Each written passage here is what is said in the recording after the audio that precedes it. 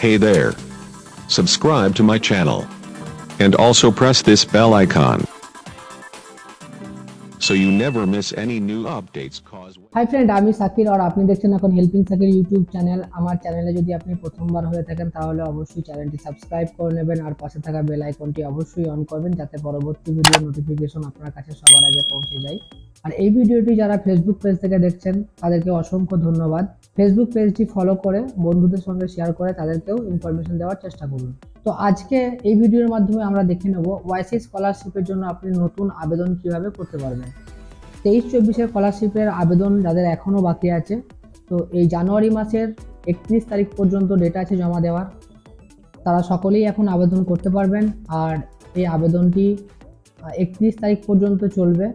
তো আর আপনারা 23-24-এর জন্য আবেদন করতে পারবেন না।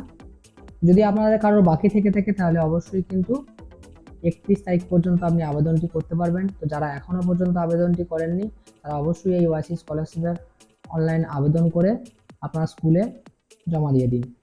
তো চলুন এখন দেখে নেব এই ওয়াইসি স্কলারশিপে আপনি নতুন আবেদন কিভাবে করবেন। তো আপনি চাইলে আপনি মোবাইল থেকেও করতে পারবেন, তো আমি আপনাদেরকে এটা কম্পিউটার থেকে করে দেখাচ্ছি।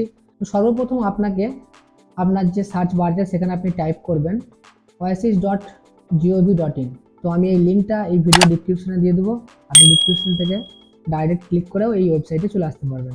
তারপরে আপনাকে এই oasis.gov.in এই ওয়েবসাইটের মধ্যে আপনাকে ক্লিক করে দিতে হবে। তারপর আপনার সামনে এরকম একটা পপ আপ উইন্ডোজ আসবে, তারপর এটাকে আপনাকে ক্লোজ করে দিতে হবে। তো আমি নতুন রেজিস্ট্রেশন করব, তো সেই ক্ষেত্রে আমি স্টুডেন্টস রেজিস্ট্রেশনের উপরে ক্লিক করে নেব।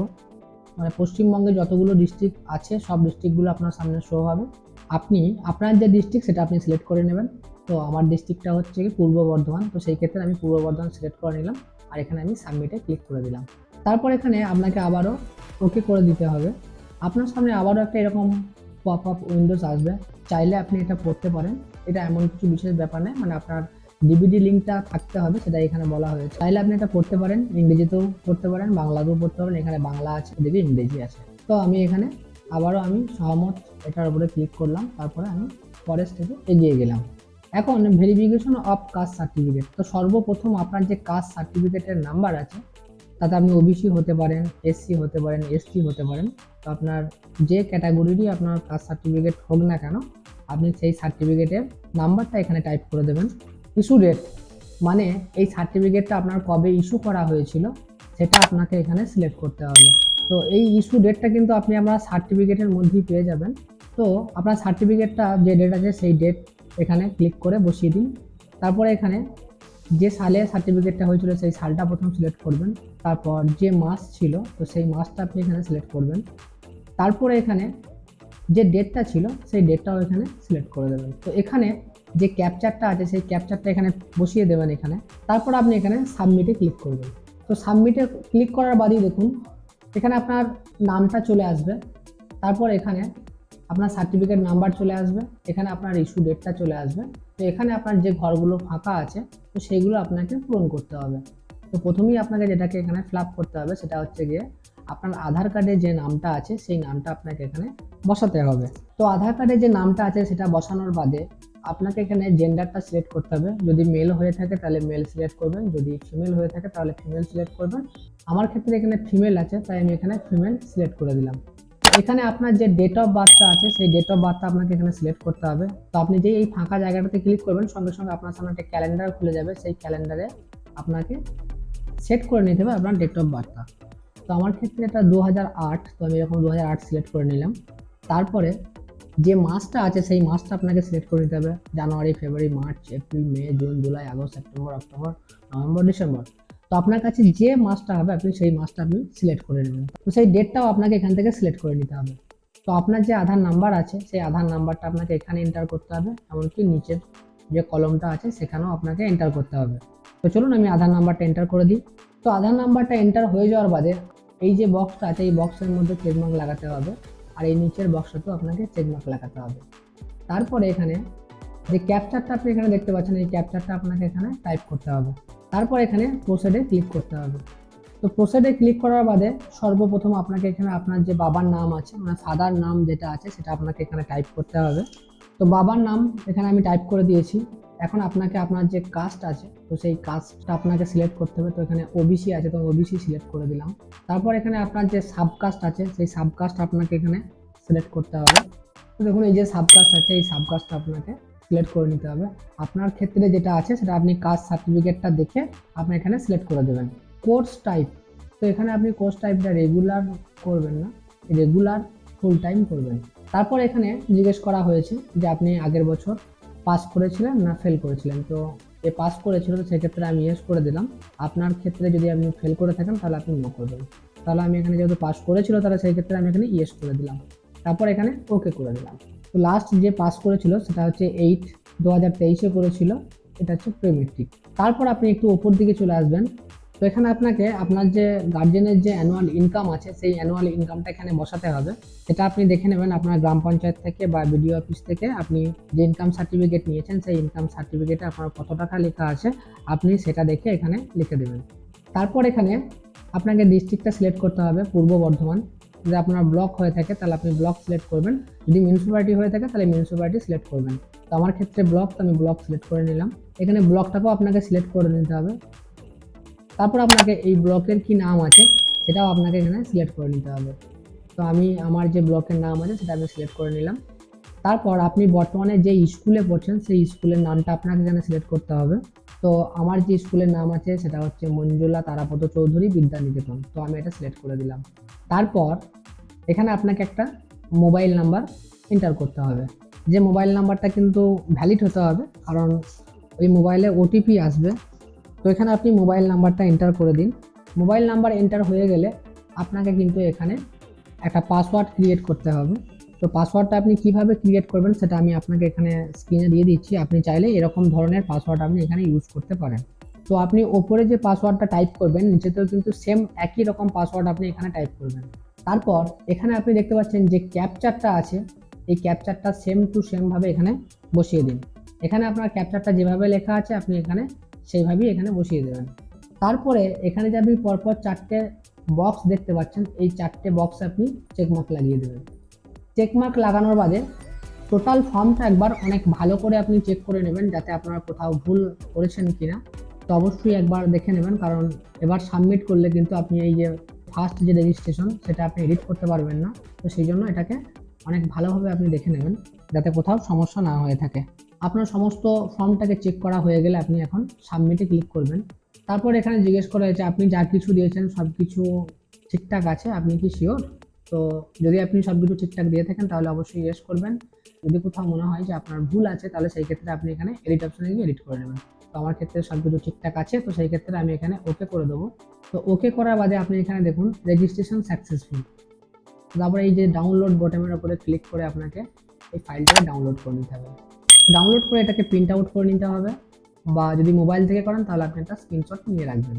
তো প্রিন্ট আউট অথবা স্ক্রিনশট যে কোনো একটা জিনিস যখন আপনার কমপ্লিট হয়ে যাবে তখন আপনি এখানে ক্লিক হেয়ারে ক্লিক করে লগ ইন পেজে চলে আসবেন।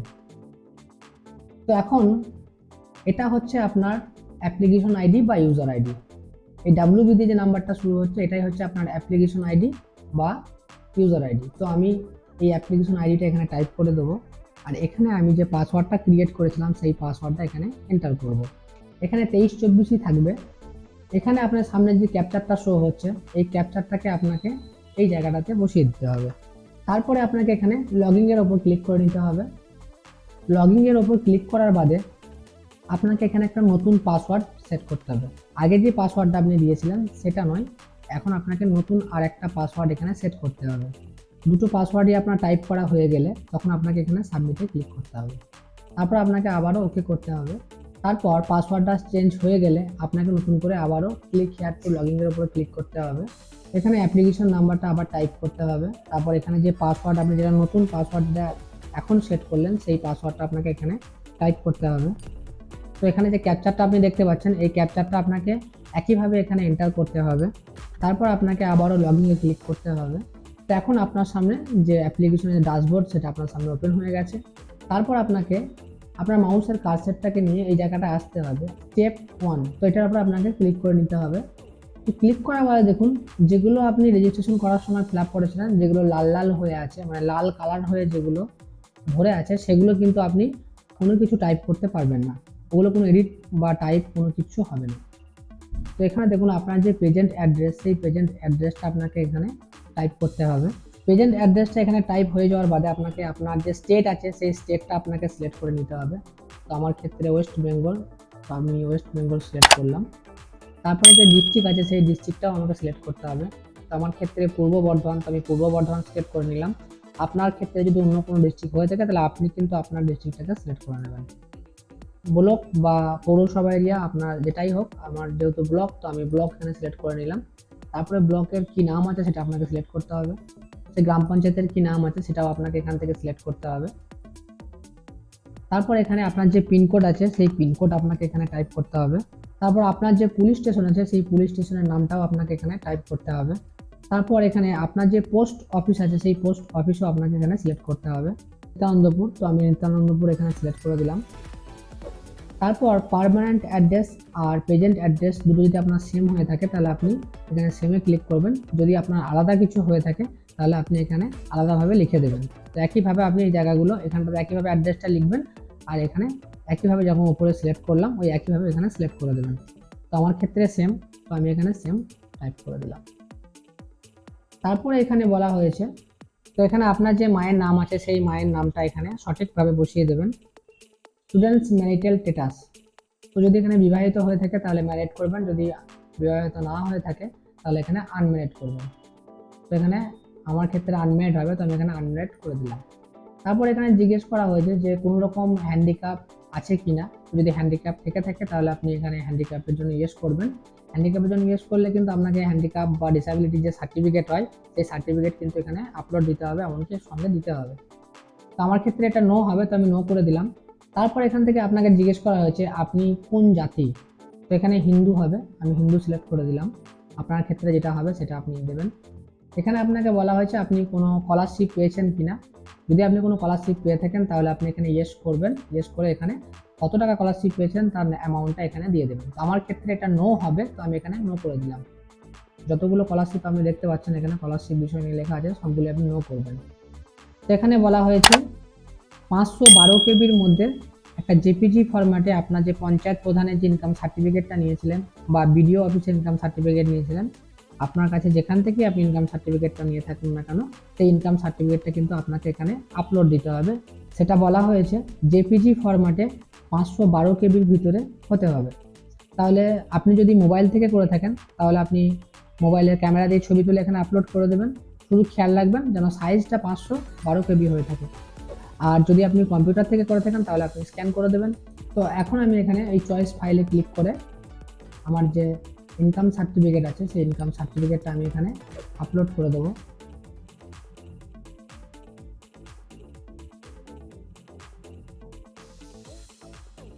তো এখানটাতে বলা হয়েছে আপনি কি হোস্টেলে থেকে পড়াশোনা করেন। যদি আপনি হোস্টেলে থেকে পড়াশোনা করে থাকেন তাহলে আপনি ইয়েস করবেন আর তার যাবতীয় ডিটেলস এখানে আপনি ফিল করবেন। তো আমার ক্ষেত্রে আমি হোস্টেলে থাকি না, মানে আমার ক্ষেত্রে এটা হোস্টেল হবে না, তো আমি এখানে নো করে দেবো। আপনারা যদি হোস্টেল থেকে যদি পড়াশোনা করেন তাহলে আপনি ইয়েস করবেন, তার যাবতীয় তথ্যটা এখানে ভরে দেবেন। তারপর এখানে সাপোর্টার ডিটেলস, মানে আপনাকে পড়াশোনা করার জন্য সাপোর্ট কে করে, এটার ক্ষেত্রে হবে ফাদার, তো বাবা। আপনার যদি অন্য কেউ হয়ে থাকে তার নামটা আপনি এখানে দিতে পারেন, কোনো প্রবলেম নেই। তো আমার ক্ষেত্রে এখানে সাপোর্টার হচ্ছে গিয়ে বাবা, তো সেক্ষেত্রে আমি ফাদার লিখে দেবো। তারপরে ফাদারের যে নেম আছে সেই ফাদার নেমটা আমি এখানে টাইপ করে দেবো। তো এখানে বাবার নামটা টাইপ করার বাদে এখানে দেখুন বাবা কি করেন, তো এখানে এটাই বলা হয়েছে। তো আমার ক্ষেত্রে ফার্মার হবে, আমি ফার্মার করে দিলাম। আপনার ক্ষেত্রে যেটা হবে সেটা আপনি এখানে দেবেন। যে আপনাকে সাপোর্ট করে পড়াশোনার জন্য তার অ্যাড্রেসটা কি আছে, তো সেই তার অ্যাড্রেসটা এখানে ফিল করে দিতে হবে। বোথ সিলেক্ট করে দেবেন। তারপর একটু নিচের দিকে আসবেন, এখানে এডুকেশন ডিটেলস। তারপর আপনাকে বলা হয়েছে এখানে যে এখন যে ক্লাস আপনি করছেন তো এটা আপনার 9 হবে, তো আমি 9 সিলেক্ট করে দিলাম। তারপর এখানে যে ডেটটাতে আপনি স্কুল শুরু করেছিলেন সেই ডেটটা আপনি এখানে দিয়ে দেবেন। আর যখন আপনার শেষ হয়েছে সেটা আপনি আপনার যে অ্যাডমিশন স্লিপ সেখানে পেয়ে যাবেন, তো সেটা আপনি এখানে বসিয়ে দেবেন। তারপর আপনার কোর্স কমপ্লিট হয়েছে 24 সালে, এটা দিয়ে দিলাম।